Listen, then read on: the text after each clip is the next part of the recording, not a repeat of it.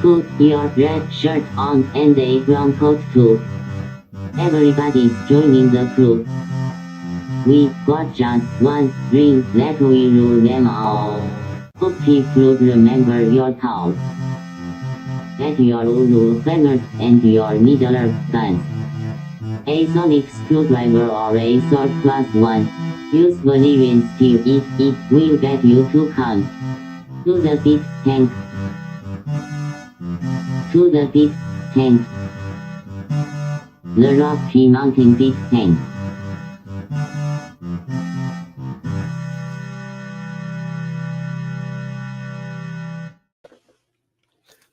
Hi, I'm Troy, Hi, I'm Alex.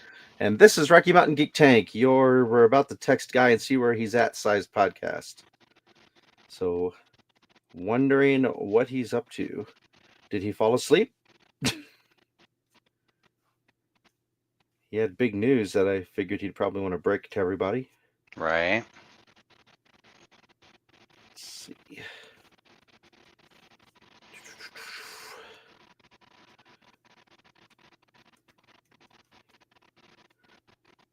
Anyway, you said you finished a series, the Dragon Prince, I think it was. Yes. Daughter and I finished Actually, we just finished Dragon Prince as of like half an hour ago. Quite good. Does have a few issues. I think that the world seems very small, not in a like the Star Wars expanded universe especially has been like, oh, we had to shoehorn C-3PO and R2-D2 and everything. Yeah. So things seem like, oh wow, this it's kind of like a crowded subway that you always run into the same people at commuting hours on. It just seems small, as in it doesn't often seem to take very long for anybody to get anywhere. Like a small sized world. Hey, Bob. But, Glad you joined us. but no, it's quite good. Good story, good acting, good animation. Couple stuff where some characters do some things and it's kind of like that's kind of weird, but not a whole lot of that.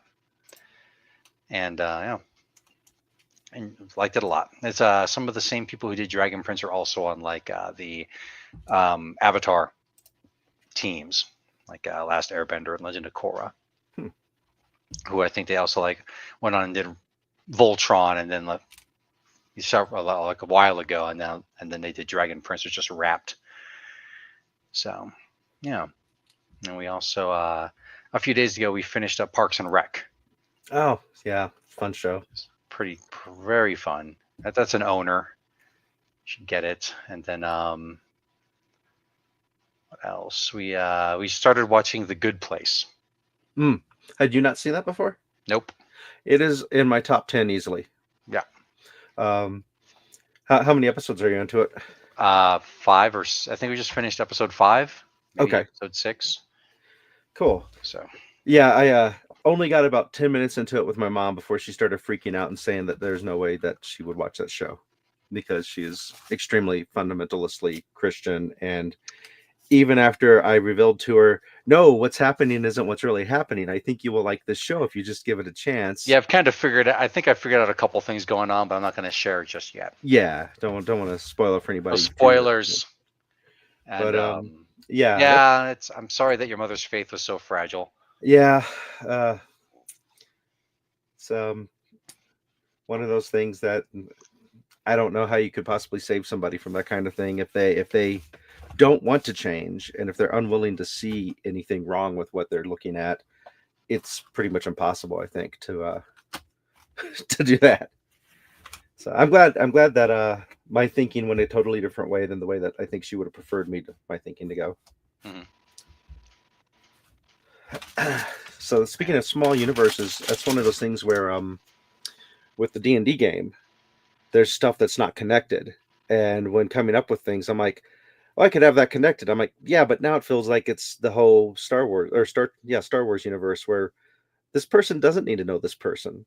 Mm-hmm. I don't need to make everybody know everybody. Mm-hmm. And not everybody's plans have to cross over with everyone else's plans. Right. Yeah, like that makes sense. Like if you ran a campaign like in like a small region or even just like one city, even a city as large as Waterdeep, you can have a lot of cross pollination and overlap. Mhm. You know, but yeah, Yeah, this spans pretty much most of Faerun and other planes. yep, yeah. It doesn't make sense. Like, you knocked over my cabbage cart when you were first level, and I've vowed enmity ever since. So, but yeah, and, I did read the book Goddess, which is the historical fiction by Julie Daubny. Really enjoyed that. And right now I'm rereading the ones I have read before. But one of the things that Santa brought to Nova was the entire run of a 1990s trade paperback collection called Olympians. Ooh. And so exactly my cabbage core. But and so like we didn't actually get all of them from the library, um, though we had read most of them, and so I'm reading those now. I just finished up book 3 of 12. Each book focuses on a particular major member of the Olympian court. But of course, there's all sorts of cross pollination and minor figures in that. Mhm. And in playing the original God of War with my kiddo watching, my kiddo's going to outdoor lab tomorrow, so we ended on. I am going to spoil this for those who don't know about this from a game that came out literally 19 years ago. But when Kratos is about to leave the temple with the super weapon to kill Ares, Ares is like, "What? No, I don't think so." Hurl something, kill Kratos, and then Kratos goes to Hades. And now Nova seemed to be like, "Yeah, that tracks." It's like, yeah, okay. I'll go save, and then we'll pick this back up when you return. What else did we just finish? Oh yeah, no, it was finishing. Like I do. I think that, speaking of spoiling things, like the ending that they did, the finale for Parks and Rec, was very reminiscent to me of the ending for 6 Feet Under. Except for it didn't go put everybody's story to where they died like 6 Feet Under did, because death and mortuaries and stuff. And but he gets better. Kratos gets better. He got better. But I mean, no, this is the thing. It's like, yeah. So I thought that was very reminiscent of, but still really enjoyed it. And I really did like 6 Feet Under as well, though. I do think that I think the show I thought 6 Feet Under as it went on got a little bit weaker as it went on, and actually like when they ended it, it was like, okay, like this ending's actually really really cool and worth it. And yeah, if you play the Valhalla DLC to Dad of Boy Ragnarok, there's a part where like where Freya's like, I can't go in there. Well, why? He's like, because I haven't died. Whereas of course Kratos has died a few times, but his godly ability is to overcome any obstacle if he really wants to. How dead you think he is, doesn't matter how invulnerable you think you are, Kratos finds a way. I got these. Finally bought myself a couple of nice tumblers. Oh, Not super nice, but pleasant, and not an old jar or something. So yeah, nice. enjoying it. I have a little Bailey's glass that's like bigger than a shot glass, Mhm. but it's really solid. And I failed my dex check last night trying to get up the stairs from the living room to the kitchen, and like stubbed my toe, and then the pain caused me to fall. And my brain's like, okay, you know how to fall correctly, And so don't land on this glass. don't land on this glass. So I'm trying to twist my body to go into a roll, and the glass still hits the ground, but I managed to absorb most of the blow along my arm and shoulder as I roll. And then, of course, all the ice exploded everywhere that I had. Luckily, there's nothing in the cup other than ice. Right. And I'm like laying there for a minute. And I'm like, okay, I'm alive. That could have gone really bad if I'd stuck my hand out. I would have shattered this glass up into my palm and my wrist. Yeah. And things would have really been bad. That would have been an emergency room visit for Yeah. sure. So the difference between just being embarrassed and being seriously hurt. So. Right. Yeah. Very cool. I'm So, glad that you did not seriously injure yourself. me too. And there's like on the bottom of the glass, there's like the littlest tiny chip vanished from it. So it's still entirely functional because it Mhm. doesn't affect the balance at all. I'm like, damn, you're a solid glass. Nice. uh, let's see. I've started. I'm into almost the end point of season 2 of Dexter, the first set of series, because they did, I want to say 5 or 6 seasons of Dexter, and then it was off the air for a long time, and then they brought back something called Dexter New Blood for, I think that was only one, possibly 2 seasons, and Mm. then now they have Dexter Original Sin. Mm. Um, like a lot of Dexter fans, I felt that the series didn't end very strong. Is one You of know, those we never got to the actual end of Dexter. We watched I think very close to the end, but by the time we were done watching, we're like, yeah, we're kind of done watching this. This is stretching incredulity a little bit too much Mhm. for this spouse and I, the wife and I. So we stopped Did watching you that. did you make it up to where John Lithgow was in it? Oh yeah, past that one, Okay, so or you were probably maybe not. I mean, I don't. Maybe the last thing I remember, and it's been a long time. You know, we were Mhm. getting it from the video store when we lived over on Cap Hill. Um, but it was and he might have been killing John Lithgow. He was gonna like ritualistically murder someone, perhaps John Lithgow, in a church, okay. and like his sister walks in, and we're like, I don't think we watched the next episode after that. We might have, but we might have been like after that we were done. I don't know.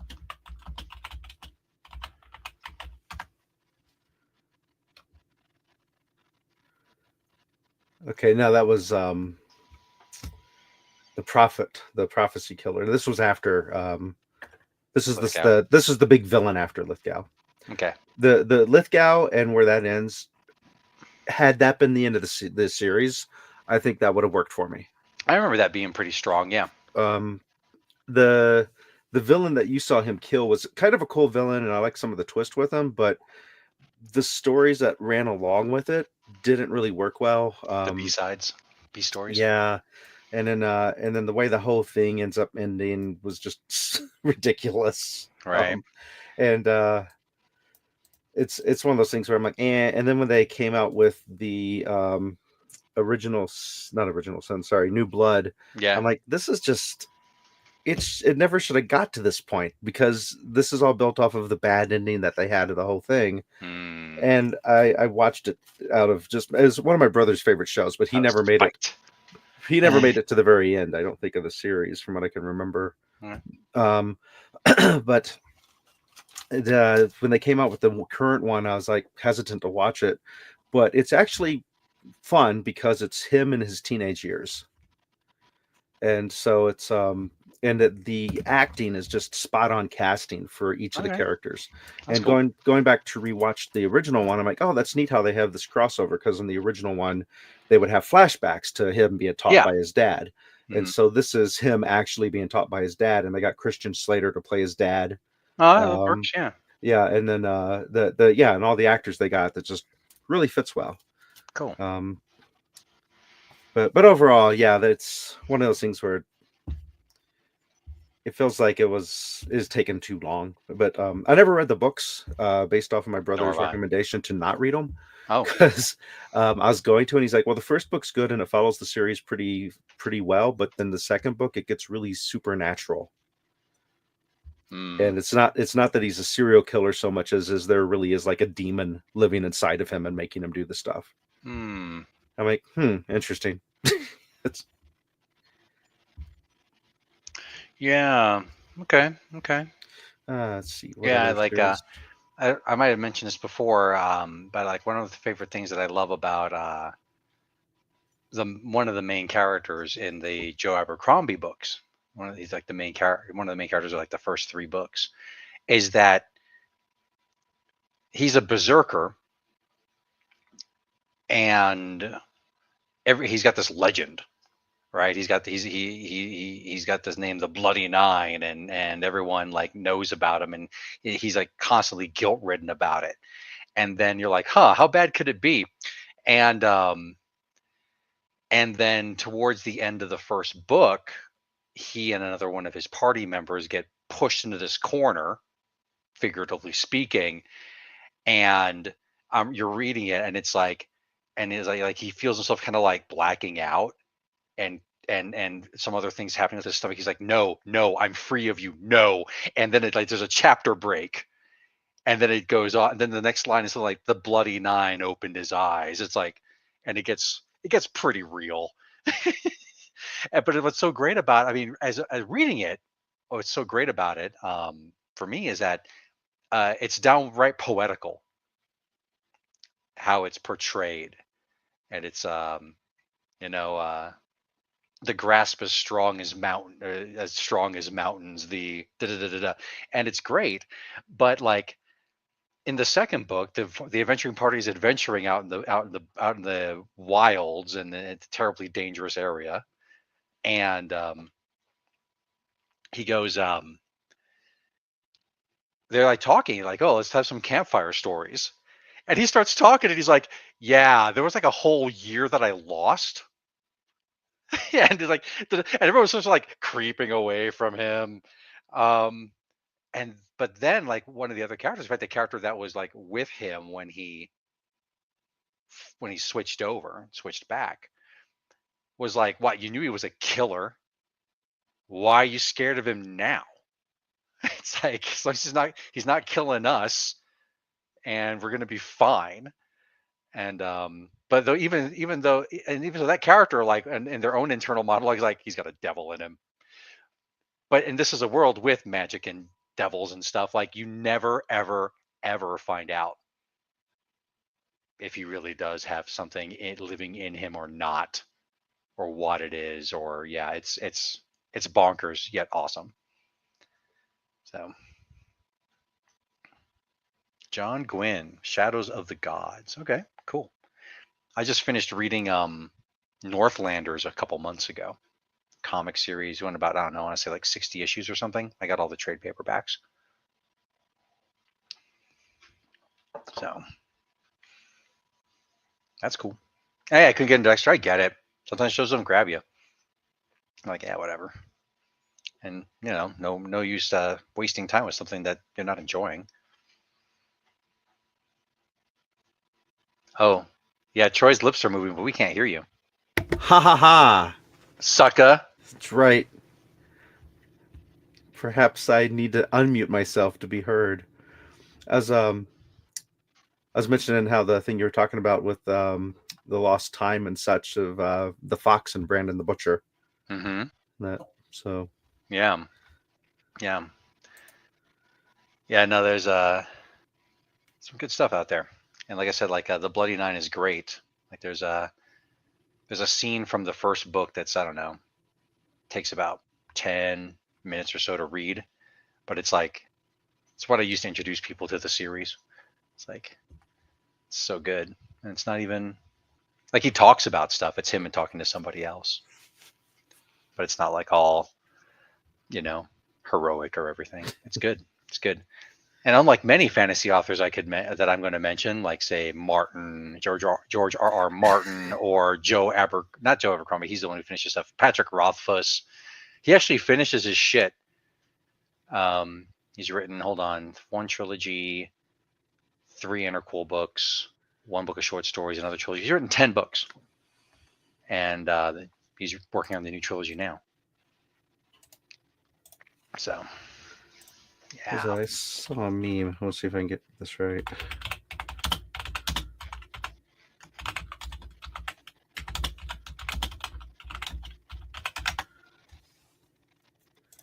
Let's see. So yeah, there's a meme. Larry Coryell wrote a dedication to George R. Martin in his book called Heart of Mountain, and then the dedication says, to George R. Martin, see, it's not that hard. Mm-hmm. It's that hard when you're a lazy old man. I mean, and honestly, here's the thing. I mean, as much as I would have liked him to fucking tie his shit off and fucking finish it, having read other novels of his, it's probably best that he never finished it because he writes terrible fucking endings to his novels. Hmm. They're just bad. They're just bad. And I like bad, and it's like, oh no, my favorite character died. It's like, what's that? It's like, in one of them, if I remember well, it's like the big fight's gonna happen between the good vampires and the bad vampires, and like the one human caught in between them. And then like the next chapter is the next morning. Wow, look at all this carnage. I'm leaving. I'm a human. I can leave. And he leaves, and the epilogue is like 100 years later. Couple vampires hanging out. Man, it's so good that human was there. Yeah, it was. The end. It's like, what the hell? Like, people give Neil Stevenson a bad rap for not being able to finish shit, and he absolutely does finish shit. He's like, I finished it here because this is where the story gets less interesting. So there you go. He's like, or like, there was I actually think that the ending to Anathem by Neil Stevenson is him basically shoving it in people's faces like, here's a satisfying ending. You happy now? You know, because it is really easy to like imagine that Neil Stephenson's working on something and working on something and tweaking it and working on something and working on something. Oh my god! And then his like eventually his editor just like sneaks into his house and steals what's there. Starts working on it. It's like, this is going to be released whether you want it or not. Right? But nah, good stuff. See other stuff. I've kind of given up on the American version of Ghosts, the comedy series. Okay. But the British series is good, and also the British series only has like 12 episodes a season instead of the 24 to 30 per season. Right. It's just something about the character, the actors, and the slight differences in the writing just makes it more believable and enjoyable for something that's supernatural anyway. Sure. So they're more relatable as characters, and I find that to be something just that tends to be across the board with British shows versus American shows, because they get people that look like people you might actually know instead of just all models. Right. Yeah. Yeah. What was that? There was some show that we were watching and we really enjoyed it, but it was one of those Netflix shows that they only did one season, based off a series of books. The first season is like the first two books. I forget what it was called. It was really cool though. I really liked it. It had a bunch of like goth music in the background. I'm here for it. But it was supernatural, and it was like basically 50 years ago, like the Unquiet Dead started doing stuff, and it wasn't, and they're not corporeal. They are definitely spiritual spirits, but they can still wreck your shit. And so they figured out ways to combat them. And the main characters is like a freelance exorcist and his crew too. It's a 3-person adventuring party. Huh. It was cool. What was it named? Interesting. It wasn't Lock and Key. That's that terrible series that was written by Stephen King's son. And that, I mean, I didn't watch. I think I watched one episode of the show. I was like, we're done here. Maybe I watched 2 or 3, but I read all the comic, and the main storyline it really falls victim to. Was it Victorian London? The show was not Victorian London. It was like, okay, because there's one called The Irregulars that was set in Victoria, London, but that's not it. Maybe hold on. It's Lockwood and Company. Oh, okay. Oh, you got it, Brent. Sorry, I had to Google it. But yeah. Did I watch any of that? I don't know if I watched any of that. Yeah, I liked Lockwood and Company. I thought it was cool. And it it had some interesting stuff going on with it. And of course, a deepening mystery and yada yada. And then canceled. But one thing I liked about it is that at least in the 2 books, the one season, is that it didn't seem to be suffering from power creep or escalation creep. It's like, book 1, you're like having some pretty regular problems, and by the time you get to book 10, it's like, I'm saving the world again. It's one thing I really liked about Michael Carey's supernatural hard-boiled detective. Like it does have decent swordplay, yeah, which is always a bonus. Um, it's like because like I read like the first few Dresden Files books, and I was like, we're done here. Hmm.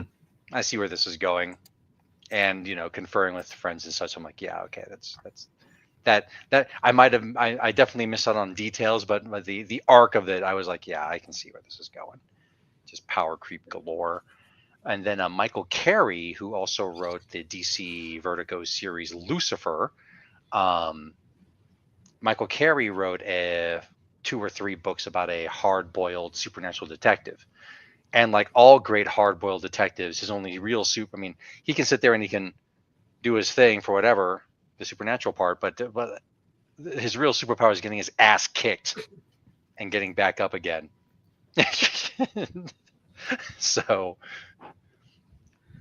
There's gosh, it was in that somewhere in the 80s, could have been mid 80s or give or take a few years.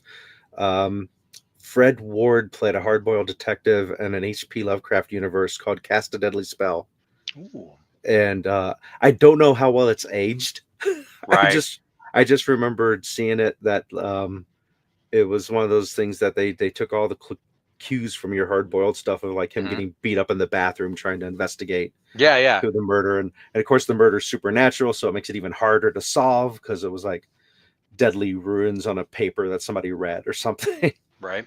But yeah, it's called Cast a Deadly Spell. Okay. I might have to see if that's aged decently at all. Yeah. Yeah. There was a small author, a small published author named C.J. Sherry, I think his name was. That sounds right. Of course, almost all my books are boxed up right now.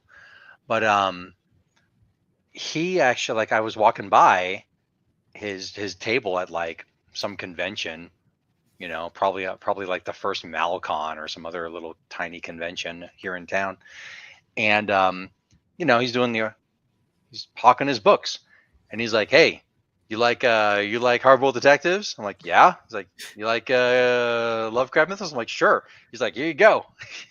We had like 2 collections of short stories that were all that, and like most of them were like following one particular detective, and I read them, and they kick ass. They're Oh, nice. really good. Um, and I don't think I ever saw him again. So, but yeah, Well, her name. Bob was asking her name. her name. Maybe the author that you're Oh, talking about. yeah, the author was a dude. Oh, okay. That's okay. But yeah, All I right. think it's CJ. I'm gonna see if I can.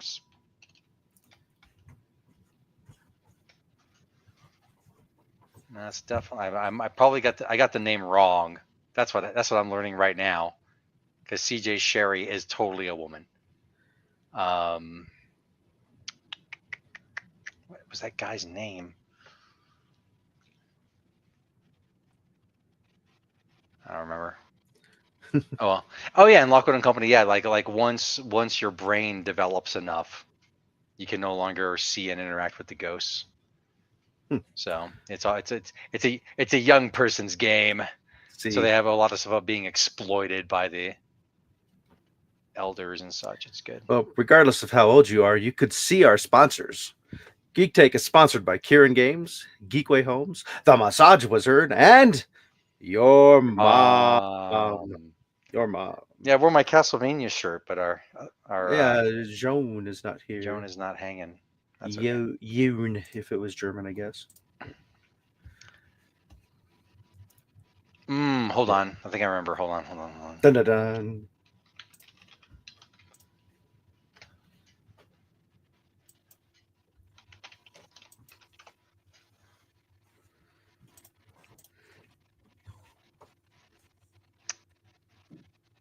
I think this is it. C.J. Henderson Hmm. died in 2014. Not the football player. American writer of horror, hardboiled crime fiction, and comic books. I think this is the guy.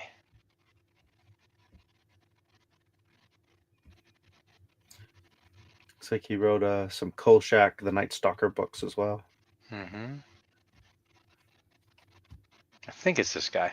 I remember my brother really loving that show because it was one of the first detective shows back in that time period that was hunting supernatural stuff.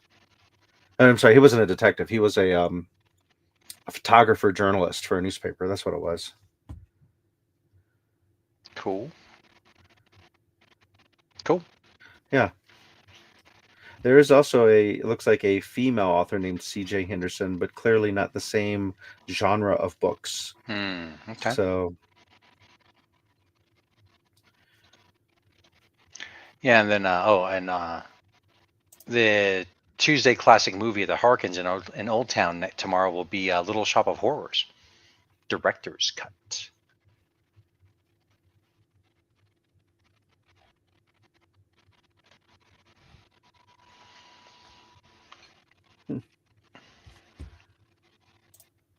I was looking to see what other stuff it looks like he's done.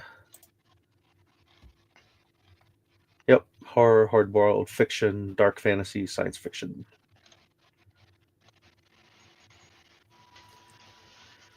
Short story collections, Lay Wine, Yep. Tales of the Dreamwalker. Yep. Okay. Baby's First Mythos. Oh, he did. The Occult Detectives of C.J. Henderson. Yep, I got that book. Super good. Nice. He did a Punisher comic, Oh, I didn't see that. The Prize. And I guess he did some work on Neil Gaiman's Will of Worlds. Oh yeah. Nice. That's a cool meeting and interaction. Mm-hmm. Let's see. So no word from Guy. He might have fallen asleep. Let's see Be if that he's way, messaged jerk. back yet. Sleeping jerk. Oh, I jet lagged through it. Sorry about that. Oh, it's okay. You still have 25 minutes? Don't you want to share your big news? That way I can play my game. I mean,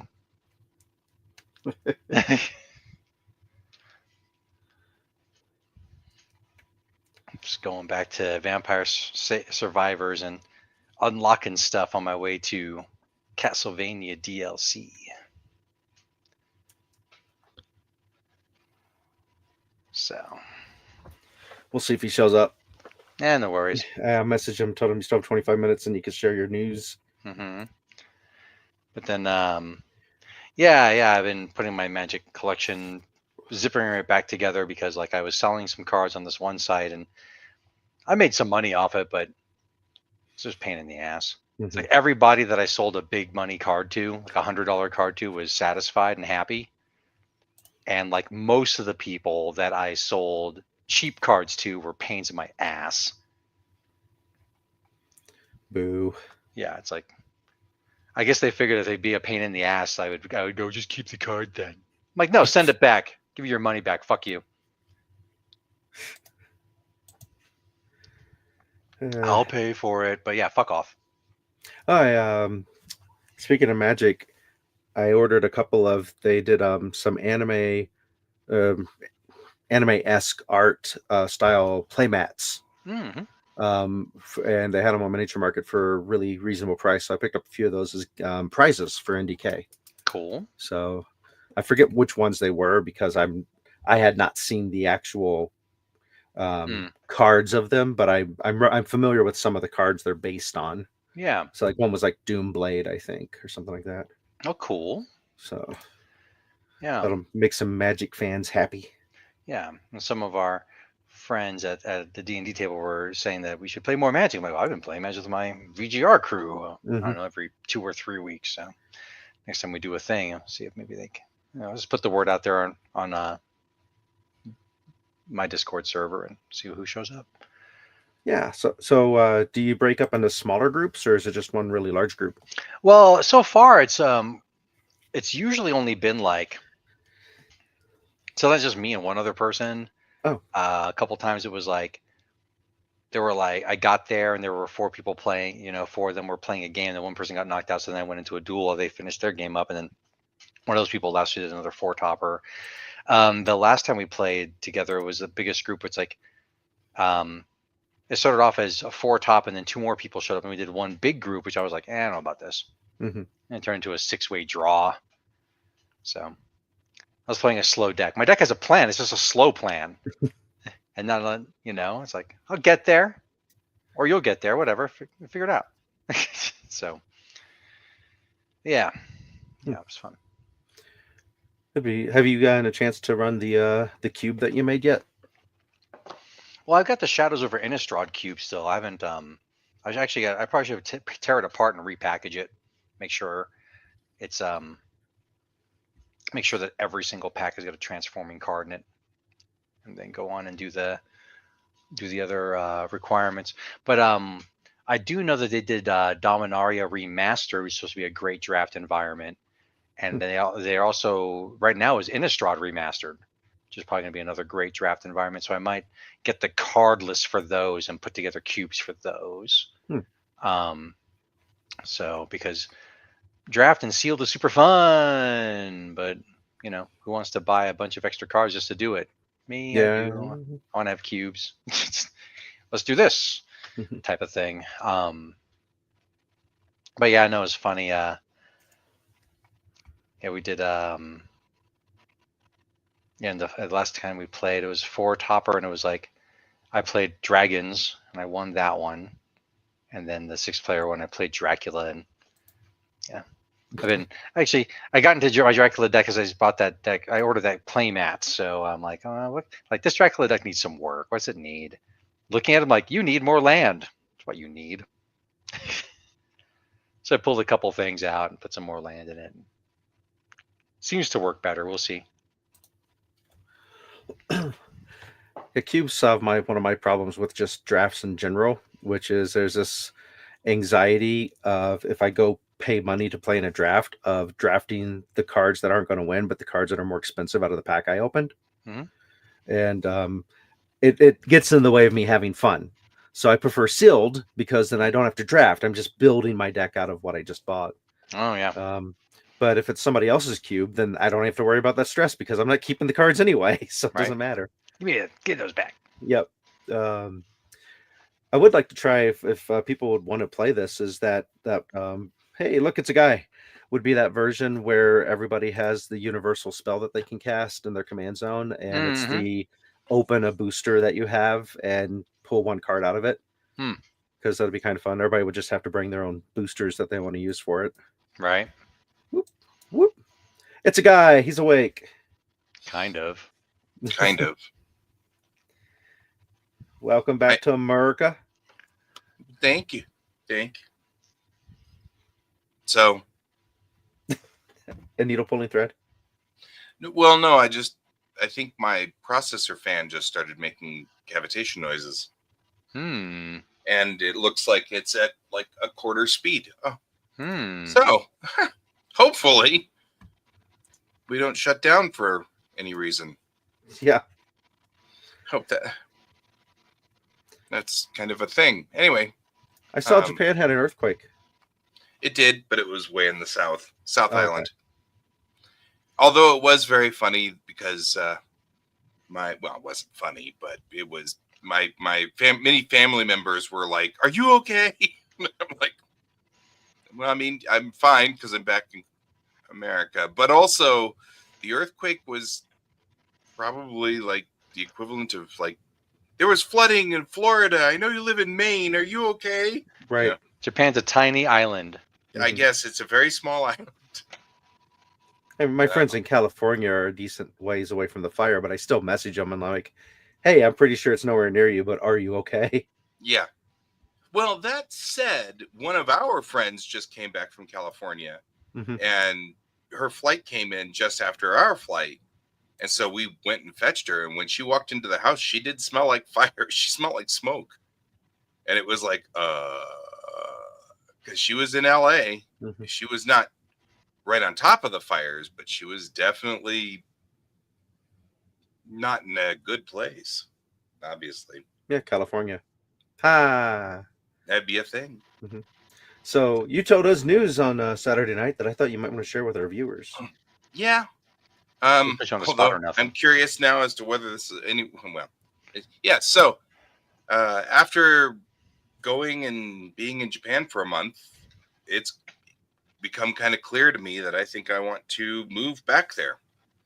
And so I'm going to change my battle plan, and we're going to go back there for graduate studies. So once I finish my undergrad degree, I'm going to, which is at the end of summer, I'm going to move back to Japan. So, which is cool. I'm very worried about the cavitation noise from the fan. It's very loud. Like, So will you be living with James, or well, I mean, Together again. be that couple? wasn't the battle plan necessarily. I was going to get my own apartment. When I went back, I was greeted by all of my friends at my dojo, and like they all remembered me, and not just remembered me, but we kind of fell into the same little jokes we were making before and all the same sort of things. And it was, it was clear that I wasn't, it wasn't like some dude that showed up there once, Mm-hmm. It was clear they were all remembering me and talking about stuff. And we practiced a little bit of Kyudo, and so my sensei passed away in 2014. Mm-hmm. And so the person who apparently has taken over the dojo was sort of, I don't know what to call her, but she was not necessarily second in charge of the dojo. She was just sort of an ancillary person, but apparently she took over the dojo now, and the dojo meets at the high school that my sensei worked at. So anyway, we did the practicing just real quick, just kind of messing around a little bit. But when I did the practicing, of course, I did a full firing sequence. And, when I did, Kimura-san, who's now in charge of the dojo, she did a couple little corrections, turn your wrist a little bit and things like that, like you would in martial arts. And then, the second shot, she came up and said, that was really good. Practice is Monday and Wednesday nights. So I was like, I didn't realize I was auditioning to get back into the dojo, but here we are. Which is a hell of a commute. Yeah. Well, this is after I'd made the decision to return. Oh, okay. So the point being that just everything seems to be clicking and going into place over there, and it's not really clicking and going into place over here, And that's kind of the real turning point there. So anyway, that's kind of the thought process. But yeah, spent a month there. It was great. Really, we had a lot of fun. We did all the things. Mm-hmm. I mean, nothing big. We didn't go to Tokyo Disneyland or anything like that, but we did do a lot of other things. So it was kind of fun. And we did Geek Tank from there. Yeah. Which was kind of weird, but cool. So you still be pursuing social study type stuff, or what will it be? Yeah, I mean, that's the plan right now. I reached out to the universities over there. They all have, most of the universities, the big universities, have classes that are in both English and Japanese, or English only. It's very interesting. There are a few universities, obviously, that do Japanese only, but I'm noticing that English, I mean, like, there are a whole bunch of things about entrance exams where you have to take an English test to show that you can speak English well enough to take the classes there. Not terribly worried about that myself, honestly. However, yeah, it is interesting that that's obviously a thing. So, yeah, so I reached out to a couple of them, and they wrote back to me, and I saw that as I was logging in here to StreamYard, and I'm like, I hope that what they're saying is good and not, we're very sorry, but because unfortunately, it looks like to get into the graduate school, you have to plan more than a year in advance. So I would want to start in January of next year. And I'm hoping that they will say, it's all right, just come on in and it'll be fine. But that's not necessarily the way the Japanese people tend to work. Usually it's you are 4 days late. There's nothing we can do. So no, kiddo's going to stay here at least throughout the rest of her school. So that will be a thing. So it'll be like me and my dad, I guess, where, they'll come out for 6 weeks in the summer and 2 weeks in the winter or whatever, so that you've got they'll spend time with me out there and it'll be fine. They were with me for this last trip too. So, and other than being homesick, it really wasn't horrible. So, yeah. Cool. Yeah.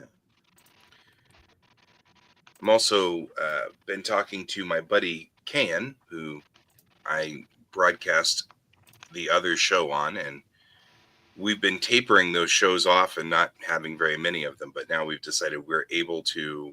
We both should try to maintain a once a week show, at least right now, to make sure that we still draw. Because I'm not drawing much anymore. And the truth is that's not. I drew a lot more while I was in Japan, and I realized that's, even though I'm not a professional artist or doing art professionally anymore, I shouldn't stop drawing. Right. I did broadcast for about 8 seconds last night. It was all because I was so jet lagged. I met with Kayan online, but we didn't broadcast. We just got together and met. And then at the end of it, I hit broadcast instead of close. By accident? Yes. Because I was so lagged, I just clicked the buttons on autopilot. And then you have a whole hour of you sleeping. Yes. So it was kind of funny. So obviously I'm still lagged too, because I just went to take a little nap at 6 o'clock. I was like, it'll be fine. It's 6. I'll take a nap real quick. Then a few hours later, Troy's like, are you going to show up? You doing anything? I'm like, I don't know. My eyes won't stay open. So it was like, wow. Jet lag's brutal. So, but I think I'm on the tail end of it. Make little fists with your feet in the carpet. Right. And then, make sure you take your shoes off so that you can step on the glass. Yep. Keep it exciting. Yep. Works. It works. So, how are we doing? Now we're all back in the same city. Nothing's changed here. Oh. Well, we did just all hang out, Yeah. Saturday. Yeah, doing okay. Just we just finished up Dragon Prince about 8:30 or so. It's a good show. So that was cool. Nice. And also talking about how we finished up what's that show named Parks and Rec. And then we're now watching The Good Place. Oh, The Good Place is so good. Mm-hmm.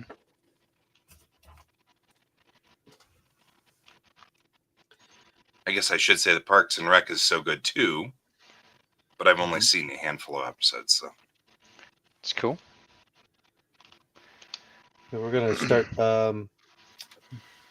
For me, it's rewatching it. Rewatching the Fallout series on Friday night hangouts because Mariah has never seen it, and I thought Kevin had, but Kevin had said something like he hadn't. But I could have sworn he was with us the first rotation when we watched it. I think he's seen episode 1 and 2 or something like that. But okay. I'm sitting there, and Mariah was like, we're going to watch Fallout. And I'm like, okay. But I watched episode 1 with Kevin, and I watched episode 1 with Troy, and I watched episode 1 because Lexi wanted to watch it. So this will be my 4th time through episode 1. I'm going to start quoting lines. Oh, there are some looks like Brent asked a question in the chat for you.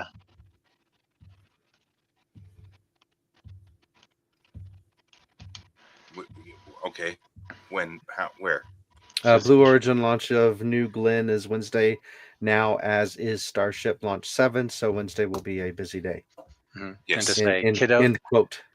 kiddo, thinking about moving out there with you, guy. Oh, yeah, I thought I answered that. Yeah, I Oh, think did you you? did Oh, answer I'm that sorry. But thank you for bringing it up, because, but I can now read the comments on. I couldn't when I was in Japan because I was using my phone. So, to use StreamYard, but here I can because I can see it on my screen. So, but thank you. Yeah, sorry about that. Yeah, you're good. Yeah, Blue Origin's launching. I saw them prepping their rocket for that launch, and Starship is also launching. I'm looking forward to that. We're getting way into the Starship being amazingly interesting to watch now, because every one of them is now breaking like all this ground. So I'm looking forward to this whole thing. Starship's one of those things, though. If you look at, there are deck plans for a Starship, which is just wild to think about. Like, it's so big that it's not just there's 4 seats and a lower deck like we had with the shuttle. There's multiple decks with rooms, and it's like, this is a big monster, and it's so that's kind of cool. Somebody had posted deck plans at one point in time. I was like, that's huge. I mean, it's huge, but still, it's like being next to that 1-to-1 Gundam. That was one of the things we did manage to do while we were there, is go to Odaiba, where they have the 1-to-1 scale model of a Gundam. So, you're standing next to its toe. Right. Just towers over you, and you're like, well, this is a thing. So, just stands there. It's cool. I guess it does move, but I don't think it walks, but it moves. Like, the arms can move and stuff, so. Only when it fights crime. Yep. Yep. So, that's cool. I don't really have a whole lot to say. We flew back. How dare you? I know. I could geek out about the 787. There was something that was really interesting I've never seen before. The 787, both directions, that none of them had window shades, which was really weird. Instead, they were polarized. So you pressed a button, and it was like Transition's sunglasses. They just turned black. And that way the cabin crew could control all of the windows at once. So you couldn't have that one guy who the entire flight to Japan leaves his window open with this beam laser through the middle of the airplane of sunlight, because the cabin crew could turn all of, and I mean, even when they were totally polarized, you could still see the sun through the window, but it looked like the moon. It actually had an interesting effect. It kind of looked like it looked like the moon out the window, because it was really, really, I mean, it was so polarized that it blocked out everything else, but that was fascinating to me. I'd never been on a 787, so this was another check mark off of the airplanes that I need to travel on. So, Right. I have to fly on every plane that I can find a model of. So I managed to get the 787, which was cool. So that was neat. And it did have really interesting in-seat entertainment. Most flights now have a little map that shows you where you are. But this one, the map was kind of cool because it did all of the where your positioning is on the planet. But then it did this version of it where it flipped around to the point of view of the aircraft. So you could see the landmass in front of you with all the cities marked on it, as if, this is where you're flying towards. And then it did out your window. And since it was always going to the left side of the aircraft, I assumed that the people on the right side of the aircraft got the picture out the right side. Mm-hmm. But it would show you landmarks there too. So if you happen to be looking out the window, look at that mountain. I wonder what mountain that is. Well, that's Mount blah, blah, blah. You know, and it would mark it so you could like see it when you looked out the window, which I thought was kind of neat. So that was cool. So there's some good stuff. I also have switched to my 330 yen microphone, which is why I sound different. Mm-hmm. But I got this microphone at the infamous Hard Off, which cracks us up all the time. But it was a really nice mic, and it looked really cool, and I liked the look of it. And it was 300 yen, which for those of you who don't know, 1 yen is equal to about a penny, give or take. And right now the dollar is strong and the yen is weak, so it's even less than a penny. So this ended up being about $2.50. So that's what it was. But it was pretty, and this is a metal grill. And my thought was, it's probably a junk microphone, so it probably doesn't work. But what I'll do is I'll gut it and put a real condenser mic inside it, and it'll still look like this, and this still looks lovely. And I can put it in front of the camera and everything. Well, I plugged it in when I got here, and it works just fine. I'm a little tinnier than usual, but, you know, usually I have this Sennheiser, which I was using, which is the same one we've been using since the early days of Geek Tank. Literally, I think this is the same one that was on the set when Troy and I were doing it live from our basement. And I've been using this Sennheiser for this whole time, but I was just curious whether this thing worked, and I plugged it in and it still ran. So I'm like, I don't know. It's kind of cool. And the fact that it was 300 yen makes it funnier. Because I'm like, well, it still works, and it was cheap. Really cheap. So, but I like it. So there you go. Cool. The next thing on our to-do list then is to pack up everything and move to Japan, which is kind of tough. Mm-hmm. So you definitely have to down pair everything you own, because you won't be able to take even half of the stuff you own. Oh yeah. It'll actually be really good. It'll be a good thing. I think that I have needed to pare down everything for years. And I know you feel this one, Troy, because you and I have had this talk about your basement too, Mm-hmm. but just too much stuff.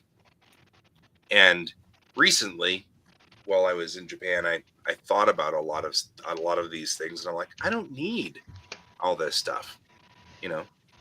I have to keep my tiny spaceships though. And that's like required. Good night, Bob. Is there a tiny spaceship games you picked up over there, the game stores, or? Oh, no, not really. Tiny spaceships.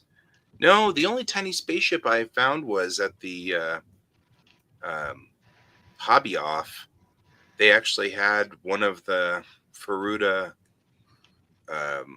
USS Equinoxes. I didn't even know we could find those anymore. So those are the little plastic. They made a bunch of Star Trek models about this long that I bought a few of when I was over there last time. But I thought they discontinued them in like 2008. So the fact that I found one at all was astonishing to me. I was like, huh. And the fact that it was an Equinox makes it even cooler, because I like Equinoxes. I like the Equinox. So cool. Well, that might be half of your space already, just spaceships. Yeah. But the plus of this is that I have always liked tiny spaceships, mm-hmm. which means that all of my spaceships combined will probably just take up one box about this big. I've always liked tiny spaceships. I don't know. Your attack wing stuff takes up more than that space already. That's true. My attack wing stuff, and of course all of the Playmates stuff. those Playmate ships are huge. Yep. So I'd have to think about what to do with those guys. And you have to earthquake proof them. Yep. So all your Yep. spaceships will have poster tack on the bottom of them. Right. Yeah, Oh, we didn't even have a single earthquake while we were there. Not one. So, and then, well, I mean, there was like 4 or 5 earthquakes, just none of them in the Tokyo area. Mm-hmm. But boy, this was the first time I actually drove in Tokyo. When I was there the last time, anytime we wanted to go into Tokyo, we just parked the car in Ibaraki and took the train in. And this time, James lives in the middle of Tokyo. So if you want to go anywhere, you're getting in his car and driving in the middle of Tokyo. And there was when I was doing research on universities, there was a couple of universities. One of them was in Chiba, which is on the north side of Tokyo. And the other one was down near Hiroshima. And one of the things I was checking was, how far is it to James's apartment? Right? Well, apparently all the way down in Hiroshima, which is a long ways, by the way, guys, all the way down to Hiroshima was 2 hours and 30 minutes. And all the way to Chiba was 2 hours and 15 minutes. Even though Chiba was just on the other side of Tokyo. And it was all because in Tokyo, you can't go more than about 25 miles an hour at any time. And all of the roads are windy and weird. Anybody who's been to a European country knows exactly what this is like, because these old countries, they have these roads that date back to, when it was a footpath for, Ugg the whatever. And so it'd be this footpath. And they ultimately evolved to a road, and this road connects to that road. And so, as James and I were commenting, Google would give us directions. You go down this street, turn left at this little teeny corner, and then turn right at the next little corner. And we were starting to go, what is Google doing? Turn left at the goat. It started to feel like just so weird. But because of that, it takes forever to just make your way across Tokyo. Whereas to make it to Hiroshima, you just get onto the Shinkansen, bullet trains, and you can cover like 700 kilometers in an hour. Not really, but you can make a long haul in no time flat.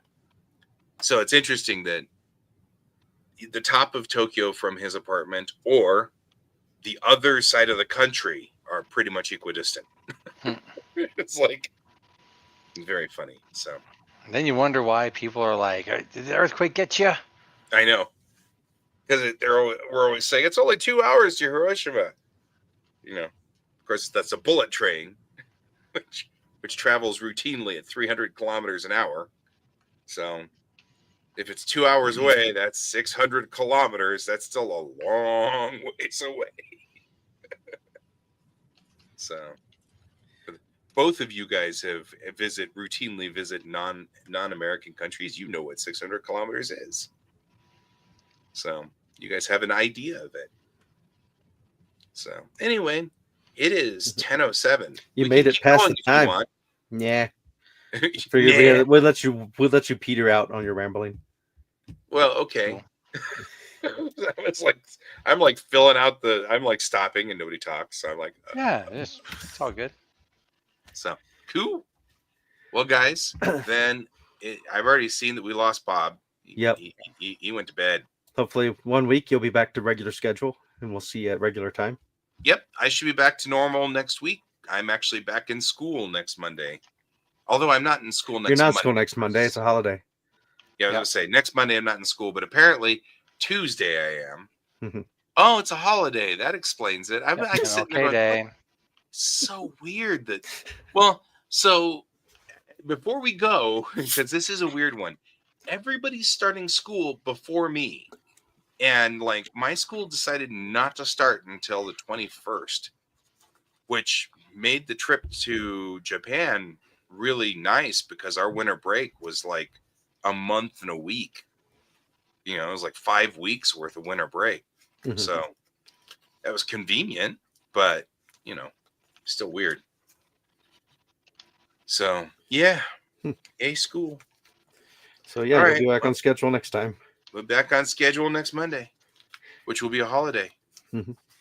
Yeah, and until then, though, you're gonna have to hit the button because I have to apparently. I got it ready to go. Well, cool. All right. Then it was great talking to you guys. Mhm. It's great seeing you guys out there, and we'll see you next week. And until then, I've been Guy, Ivan Troy. And I've been Alex. and this is Geek Tank.